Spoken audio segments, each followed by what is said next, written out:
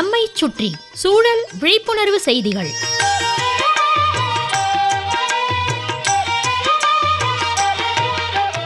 அன்புள்ளம் கொண்ட முத்துக்குமாரையா அவர்களுக்கு உங்கள் மாணிக்கம் எழுதும் மடல். நலம் நலமறிய ஆவல். டாக்டர் மு. வரதராசனார் தமிழறிஞர் நிறைய புத்தகங்கள் எழுதியிருக்கிறார். நண்பர்க்குன்னு ஒரு புத்தகம், அதில் கடிதம் மாதிரியே நாம் எழுதுகிற மடல் மாதிரியே பல்வேறு கருத்துக்களை எடுத்துரைத்திருக்கிறார். நாம் வாழும் சூழல் எவ்வளவு மோசமாக இருக்குது. மரம் செடி கொடிகளை அழிக்கக்கூடாது. இதற்கு கூட நாம் ஏதாவது சட்டம் போட்டு கட்டுப்படுத்திடலாம். ஆனால் வெள்ளாட்டை என்ன பண்ணுறதுன்னு கடுமையாக எழுதியிருக்கிறார் டாக்டர் மூவா. மரம் செடி கொடிகளை புதுசாக வச்சு பெருக்குவதை விட இயற்கையாக வளர்ந்துள்ள மரம் செடிகள் அழியாமல் பாதுகாப்பது பெரிய கடமை என்கிறார். மரம் செடி கொடிகளில் விளைந்துள்ள விளைவை அழிப்பது குரங்கு. ஆனால் அந்த மரம் செடிகள் தலையெடுத்து வளராமல் அழிப்பது வெள்ளாடு.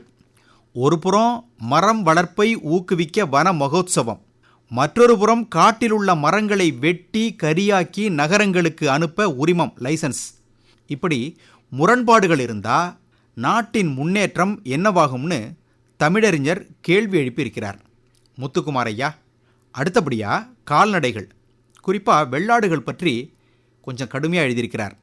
அவருடைய புத்தகத்தில், அதாவது நண்பர்க்கு என்ற புத்தகத்தில், மண்ணில் சத்து இருக்கிறது, விதைகளில் உயிர் இருக்கிறது, மழையும் பனியும் வாழ்வளிக்கின்றன.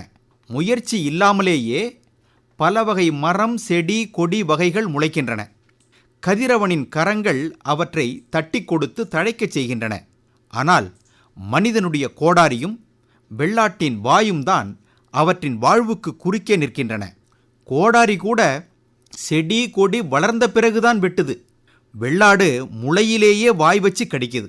இந்த அழிவு வேலையை தடுத்து பாலையாக மாறியுள்ள தமிழகத்தின் பெரும்பகுதியை முன்பு போல குறிஞ்சியாகவும் முல்லையாகவும் செழிக்கச் செய்ய நம்மாலான நற்பணிகளை தொடர்ந்து செய்யணும்னு மு. வரதராசனார் அவர்களின் நண்பர்க்கு புத்தகம் நமக்கு அறிவுறுத்துது, வலியுறுத்துது.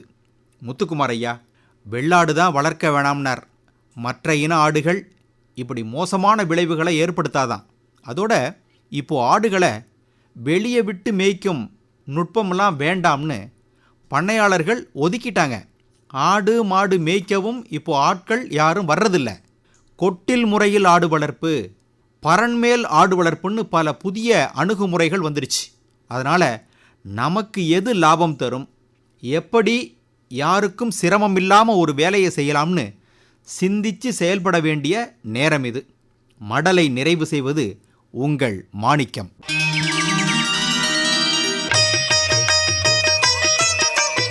நம்மை சுற்றி சூழல் விழிப்புணர்வு செய்திகள் கேட்டீர்கள்.